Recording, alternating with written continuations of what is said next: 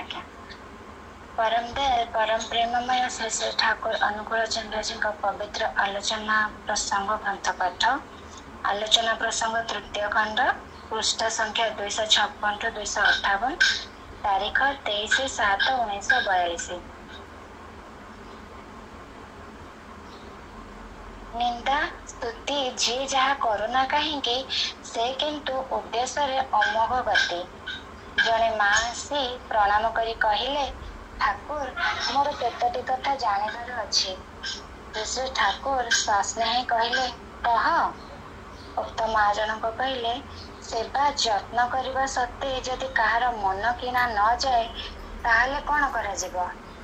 श्री ठाकुर कहते, सेवार प्रधान कथा है मनीषर मनटा को उत्फुल्ल और आनंदित कर तोलिबा। ता जदि न करि पारिल तेबे जानिब सेवा करा होई नाही। अनुसंधिष्ठु दृष्टि रे मनीषर प्रयोजन को बुझी नहीं ताहा पूरण करने को हुए। यह द्वारा मनीष खुशी हुए। तार जीवनीय खुशीटा जेपरी तुमर काम्य हुए। कौन से प्रकार स्वार्थर चाहिदा नहीं सेवा करने को गले ताहा पूरण न हेले मनरे क्षोभर संचार हेबो एवं सेवा भितर मध्य तार अभिव्यक्ति फुटी उठिब। तद्वारा फल हेबो विपरीत। सरोजिनी माँ कहले, निज पाई कौन से चाहिदा नहीं, यह तो अति कठिन कथा। श्री ठाकुर कहते, कठिन किछि नुहे। तुम पिलाटार भलटा को जेपरी निजर भल बोली मने कर, एही प्रकार तो भल पाइले ही एपरी होई थाए। तेबे प्रीति प्रत्याशा बोली गोटे जिनिस थाए। तुम पुओ जदि तुमको भल न पाए, जदि ताच्छल्य करे, ताहले किंतु मन खराब हेबो ही। ता सत्वे मध्य तुमे तार मंगल चाह एवं जोंथिरे तार मंगल हेबो ताहा ही कर। भल पाइबा जिनिसटा ही गोटाए बेहिसाबी जिनिस। ताहाको प्रकृत रे भल पाई पकाइले सेथिरु आउ निस्तार नाही। ताहाको भल पाइले सेथिरे जोंथिरे तार भल हुए ताहा ही करिबाको इच्छा हुए। आउ जेते जहा करा जाए सेते भल पाइबा ढेर गहिर को चली जाए। किंतु तुमे जनक पाई जेते किछि करना काहेकि से जदि तुम पाई किछि न करे ताहेले तुम प्रति तार प्रकृत भल पाइबा उद्रेक हेब नाही। कालिदासी माँ कहले, आमे तो जानु जे काहाको भल पाइले से मध्य भल पाए। श्री ठाकुर कहते, ताहा सबुबले हुए नहीं। जदि से इच्छा करी भल न पाए ताहेले लक्षे भल पाइबा मध्य निष्फल हो जाई पारे। अवश्य एका बेलके जे निष्फल हो जाए ता नुहे। मनीष गोटाए जगार किंतु बंधा होइछि, ताहेला तार जीवन। ए जीवनर परिपोषण से जोंठु पाए ताकू से दीर्घकाल अवज्ञा करी चली पारे नहीं। तेणु शेष पर्यंत आकृष्ट हुए। किंतु स्वार्थर खातिर रे आकृष्ट हेबा एवं भल पाइबार आदर रे आकृष्ट हेबा, ए दुईटी मध्य आकाश पाताल तफात अछि। तेबे भल पाइबा पाऊ बा न पाऊ, जे भल पाई पारे से शेष को लाभवान हुए। मु मनीष को भल पाई कम दगा पाई नहीं जीवन रे, किंतु तथापि मोर गोटे आत्मप्रसाद एई अच्छी जे मो तरफ मु समस्त को भल पाई चली। तेणु मो मन किसी दुख नहीं। भलरे व्यापृत रहिले भलरे ही जीवन कटे। आउ सद्भाव भावित हेले तार स्पर्श रे अन्यर अंतर्निहित सद्भाव मध्य फुटी उठे। अंतर्निहित सद्भाव मध्य पुष्ट होई उठे। तेणु सबुआडे लाभ। सुरमामा कहले, आपण को भल पाइबा को इच्छा करे किंतु प्राण भरी भल पाई पारे ना काहेकि। श्री ठाकुर कहले, मते जदि भल पाइबा को इच्छा कर ताहेले देखि पारिबो तुमर करिबा, कहिबा, भाबिबा, चलन, चरित्र, व्यवहार सब मते मोर इच्छा को अनुसरण करि चलिछ। ताहा जदि न कर ताहेले बुझिबो इच्छाटा खांटी नुहे, ता मध्य त्रुटि अछि। जय गुरु।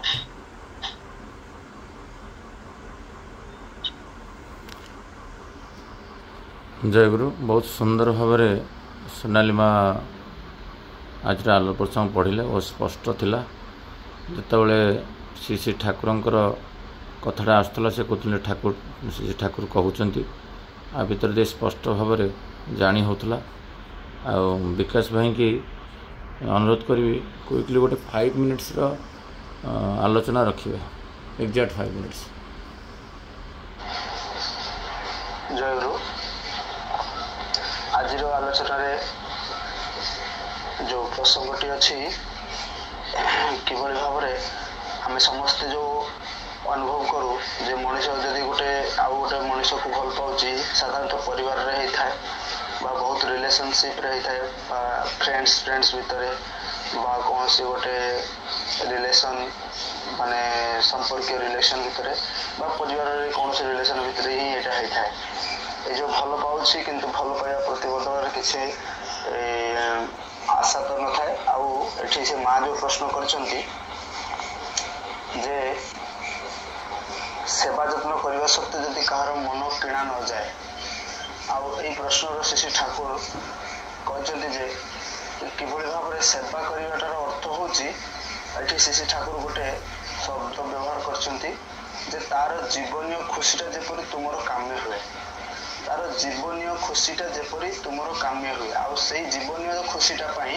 बहुत समय यहाँ गोटे समय लगी पार आपणकर देखिए जदि किए गोटे भूल करुच्ची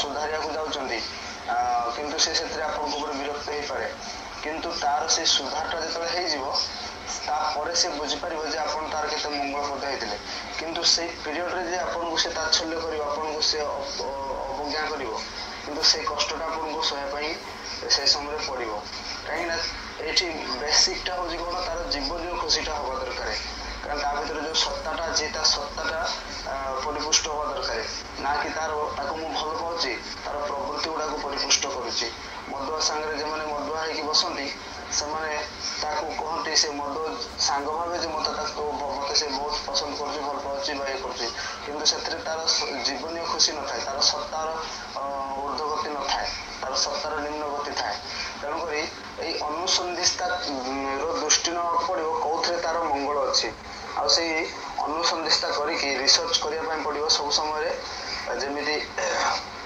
बहुत समय श्री श्री ठाकुर अनुसंधिस्तार उदाहरण देकी बुझे जे घर को आसिक पहुँचला मात्रे पार्टी खोली मागिया पूर्व पानी गिलास दबा बार अवस्था देखिकी मोर कौन प्रयोजन से बुझी नवा यही सब जिन हूँ अनुसंधित सेवार माने गोटे उदाहरण तो से भाव में जहाँ को आम भल पाइबू से जिनटा को आम जमी आयत्त करनबू जे ये समय कौन प्रयोजन होते पारे मुँह खोलिकी जब सेवा मगा जाए ताले से आनंद हुए नहीं यही जिनटी श्री ठाकुर कहते कि ये स्वार्थ सब समय प्रति संपर्क भितर किसी ना किसी स्वार्थ थाए किंतु श्री श्री ठाकुर ये जो माँ आउ पुअर संपर्कटा को रखिंट जे किंतु सेठी भी गोटे प्रीति प्रत्याशा थाए आ श्री श्री ठाकुर से प्रीति प्रत्याशाटा को जो वंचित हुए मनीष ये कष्टटा को श्री ठाकुर कहती बेले बेले पुओ आज भी देखा जाए समाज में बापा माँ भी तात्सल्य पाती पुओ मान संतान संतति विभिन्न प्रकार ये भी माने गंजना लांछना ये सब जिन पाती यार फल किंतु केबे भी बापा माँ प्रति अश्रद्धा हमें केबे भी हतादार कर दिखते निजा पकई दिखते से संगे संगे क्षमा कर देकी संगे संगे पुणी से ये था से जो भल पाइबा से ठाकुर कहते ये भल पाइबाटा कौन ना से मैं गोटे पवित्र भल पाइबा से किसी आशा न थाए श्री ठाकुर ये आहरी कहते से माँ जो पचार आम तो जानू जे क्या भल पाइले से भल पाए श्री ठाकुर कहते यहाँ सब समय हुए यहाँ सब समय हेले ना समाजटा बहुत सुंदर हो जाता कहीं आज जगत में देखिए समाजटा जब आज ये भाव में हो जाए माने छलना जो बहुत जगह बहुत से निजर निष्ठा भल पाइबा देछि आ सेठु से छलनार शिकार होती विभिन्न प्रकार स्वार्थ देकी शिकार होती से गोटे ହୀନ ବିଶ୍ୱାସୀ ହେଇଯାଇଛି ଜଗତଟା ଆଜି। ମାନେ ଦେଖିବା ଆଜି ସମାଜରେ କେହି କାହାରି କିଏ ନାହିଁ, ଯେତେ ସବୁ ସାମାଜିକ ଜୀବନ ହଉ, ପାରିବାରିକ ଜୀବନ ହଉ, ବିଭିନ୍ନ ଭାବରେ କଳହଗ୍ରସ୍ତ। କାରଣ ଭରସା ଆଉ ବିଶ୍ୱାସ ନାହିଁ। ଆଉ ଭଲ ପାଇବା ତ ଜାଣିଛି ଗୋଟେ ମେକାନିକାଲି କରାହେଉଛି, ଗୋଟେ ଖାଲି କେବଳ କର୍ତ୍ତବ୍ୟ ଦୃଷ୍ଟିରୁ ଏମିତି କରାହେଉଛି। ସେ ଉତ୍ସାହ ଆଉ ଉଦ୍ଦୀପନା ଆନନ୍ଦ ନାହିଁ ଗୋଟେ ସମ୍ପର୍କ ଗୁଡ଼ା ଭିତରେ। ଆଉ ସେଇ ପିରିୟଡ଼ରେ ହିଁ ଆଜି ଦେଖିବେ ଜଗତରେ ବହୁତ କିଛି ଅଛି, ବିଜ୍ଞାନ ଆମକୁ ବହୁତ କିଛି ଆଣିଦେଇଛି, କିନ୍ତୁ ମଣିଷର ଏଇ ଯେଉଁ ଜୀବନଟା ଆଜି ଶୁଖିଲା। କାହାକୁ ଗୋଟେ ଭରସା କରିକି ଅନ୍ତରର କଥା ଗୋଟେ ଖୋଲିକି କାହା କତିରେ କହିବ, ସେଇଭଳିଆ ଗୋଟେ ଭରସା ଯୋଗ୍ୟ ମଣିଷ ଆଜି ଖୋଜି ପାଏନି। ଆଉ ଯାହାଫଳରେ କି ସେ ନିଜର ଦୁଃଖଟାକୁ ନିଜ ଛାତି ଭିତରେ ଏମିତି ଚାପି ରହିକି ବିଭିନ୍ନ ପ୍ରକାରର ଡିପ୍ରେସନ୍, ବିଭିନ୍ନ ପ୍ରକାର ସାଇକୋଲୋଜିକାଲ ପ୍ରୋବ୍ଲେମ୍ ଭିତରେ ଆଜି ସମାଜର ସମସ୍ତ ଲୋକ ବଞ୍ଚିଛନ୍ତି। ସେଇଥିପାଇଁ ଗୋଟେ ସାଡ଼ା ପାଇବା ବି ସମାଜରେ ନଷ୍ଟ ମାନେ ଇଏ ହେଇଯାଇଛି। ତ ସେଇ ମୁହୂର୍ତ୍ତରେ ଶ୍ରୀ ଠାକୁରଙ୍କର ବୋଧହୁଏ ଆଗମନ ହେଇଛି। ମଣିଷର ଏଇ ଯେଉଁ ଭାରତୀୟ ସମାଜଟା ଏଇଭଳିଆ ଯେତେବେଳେ ହେଇ ଉଠିଛି, ବା ସାରା ବିଶ୍ୱର ମଣିଷ ପ୍ରଜାତିଟା ଯେଭଳିଆ ଏଇଭଳିଆ ହେଇ ଉଠିଛି, ଆଉ ସେଇ ଜିନିଷ ଗୁଡ଼ାକୁ ପୁଣି ଆଉ ଥରେ ପୁନରୁତ୍ଥାପନ କରିବା ପାଇଁ ମଣିଷ ଭିତରେ ସେ ଯେଉଁ ଭଲ ପାଇବାଟାକୁ ବଞ୍ଚେଇ ଦେବା ପାଇଁ ଶ୍ରୀ ଠାକୁର ଏଇ ଭଲ ପାଇବାର ନାମ ବହନ କରିକି ଆସିଛନ୍ତି। ପରମ ପ୍ରେମମୟ ଶ୍ରୀ ଠାକୁର ଏଇ ପ୍ରେମର ଜିନିଷଟାକୁ ଆମକୁ ଶିଖେଇ ଦେବା ପାଇଁ କେମିତି କରିବା ପାରନ୍ତି। ଠାକୁର ଏଠି ନିଜେ ସ୍ୱରୂପରେ କହୁଛନ୍ତି ଯେ ମୁଁ ଅନେକ ଲୋକକୁ ଭଲ ପାଇଛି, ଅନେକ ଲୋକକୁ ବି ମାନେ ବହୁତ କମ୍, ମୁଁ ମଣିଷକୁ ଭଲ ପାଇ କମ୍ ଦଗା ପାଇନାହିଁ ଜୀବନରେ, କିନ୍ତୁ ତଥାପି ମୋର ଗୋଟେ ଆତ୍ମପ୍ରସାଦ ଅଛି ଏଇ ଯେ ମୋର ତରଫରୁ ମୁଁ ସମସ୍ତଙ୍କୁ ଭଲ ପାଇ ଚାଲିଛି, ତେଣୁ ମୋ ମନରେ କିଛି ଦୁଃଖ ନାହିଁ।